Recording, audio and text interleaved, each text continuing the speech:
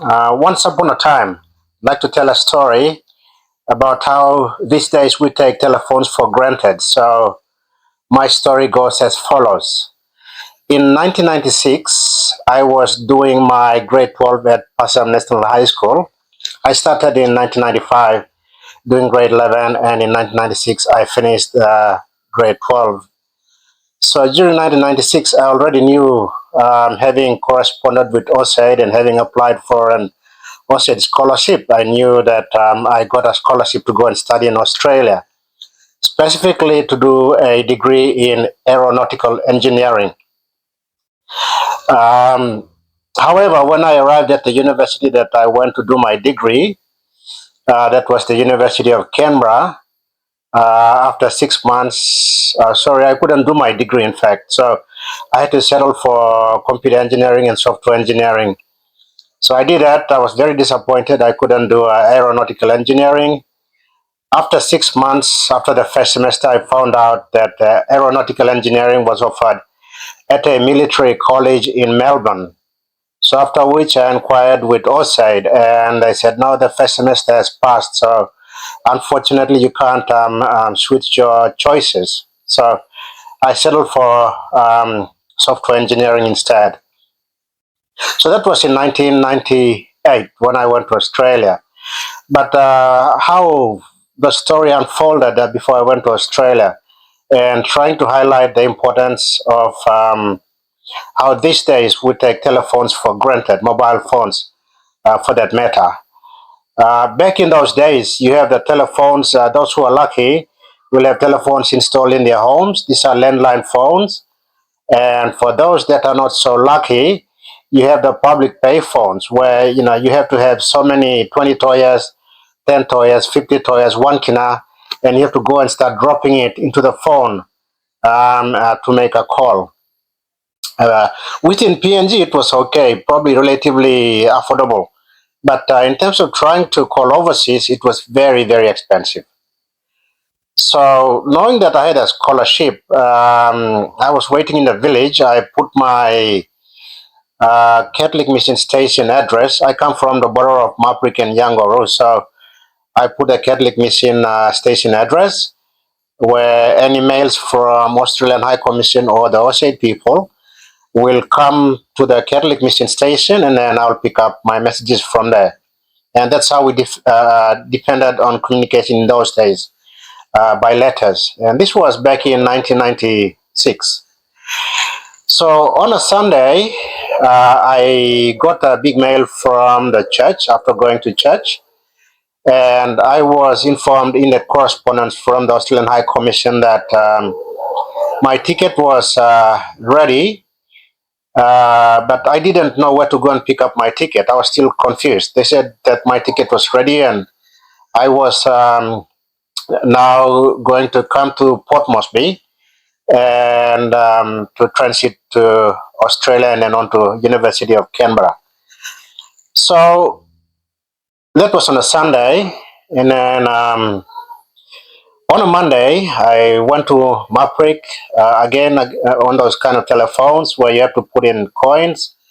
I spent so much. I come from a very less than average family. We struggled. So I had, I think, probably about maybe 200 kina at the time.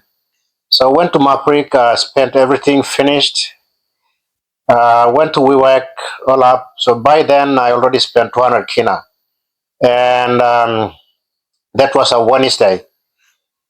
And then I still couldn't get through, reach the Australian High Commission in Port Moresby, but I spent so much money already.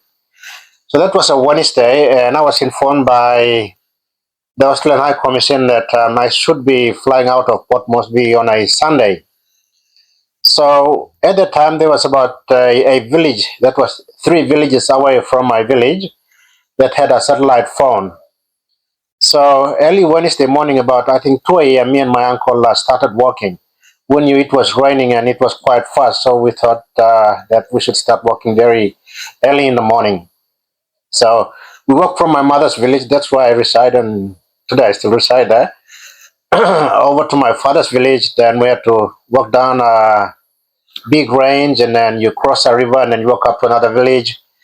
Then there was a shortcut where we had to use that village to go down a very steep hill, or you can say cliff, and it was a gorge. So if you happen to be climbing down, and if you slip, I think you are going to fall for about 200 to 300 meters, and it was not a very pleasant place to be walking.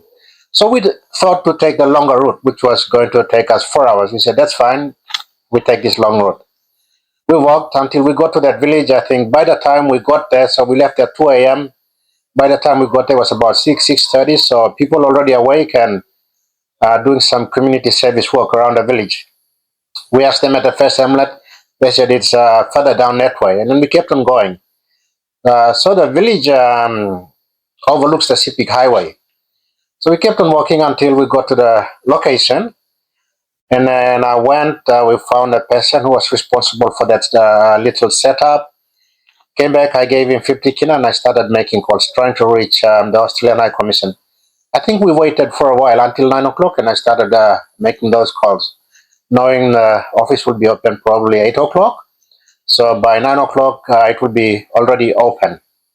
So I made the calls, 50 kina, like that was down to my last 50 kina. And then happened to reach the Australian High Commission. But while talking, my 50 kina ran out. They charge you by minute. You give them 50 kina, and they say 1 minute, like what, 5 kina, something like that. So my money ran out, and it cut off.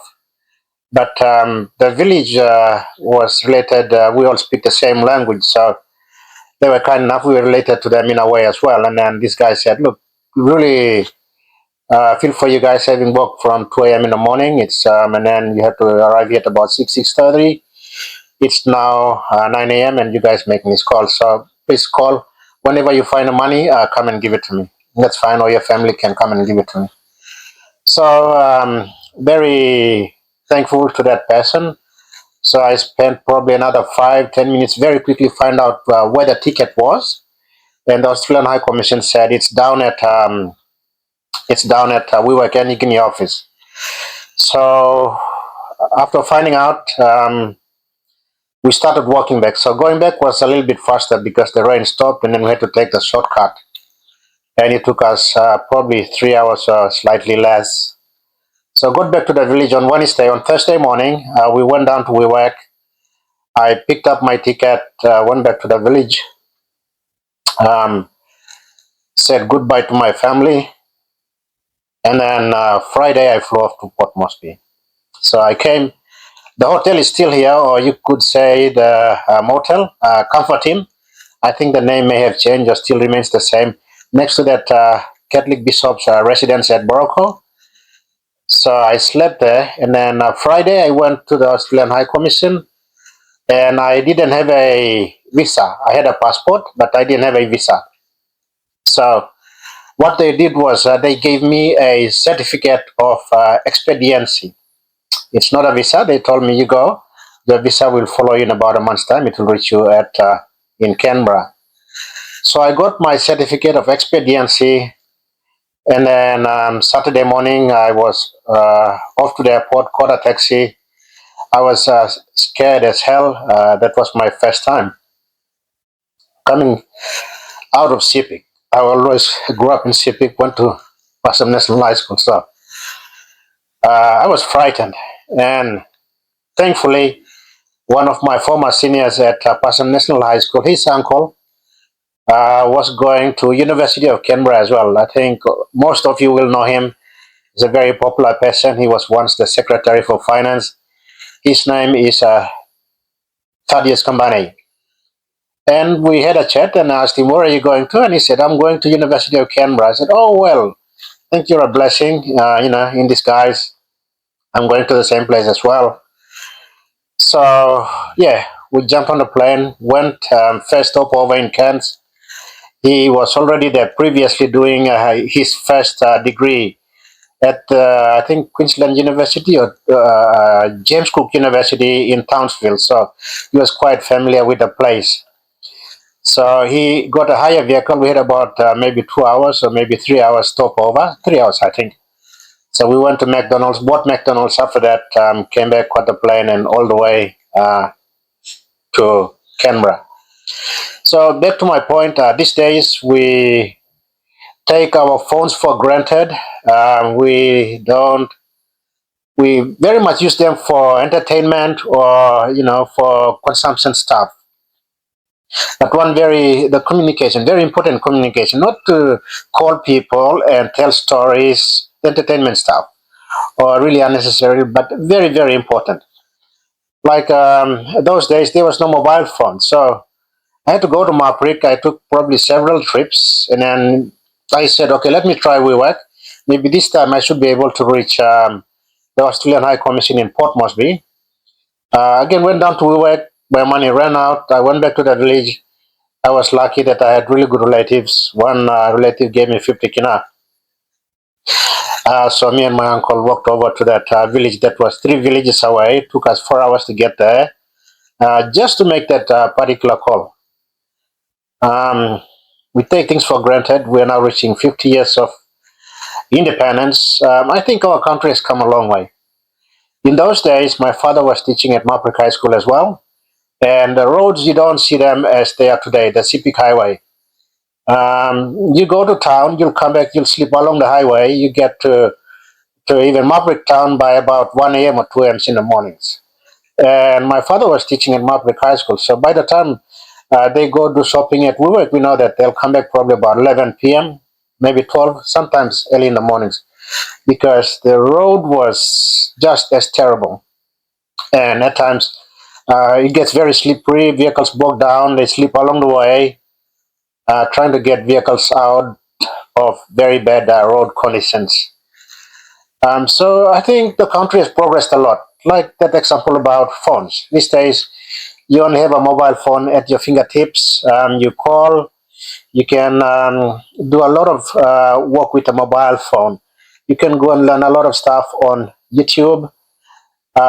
You can communicate for work or for business, as was for my case. These days, if we had a mobile phone, I wouldn't have to be going to Maprit back and forth, trying to use the public pay phones where you have to put so many coins into the phones. Again, back to WeWork, another time spent going up and down.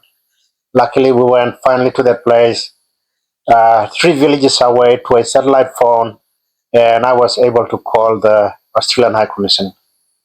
So, guys, we are reaching the 50th anniversary this September. Our country has come a long way. It's not all negative this, negative that, negative everything. Now, I think we must also be grateful for the few things that have happened to our country. It's not a roller coaster. It's not as going for a stroll in the park, but a lot of things has dug our country out of a very severe poverty um, back in the 1990s and going back in the 1980s and prior.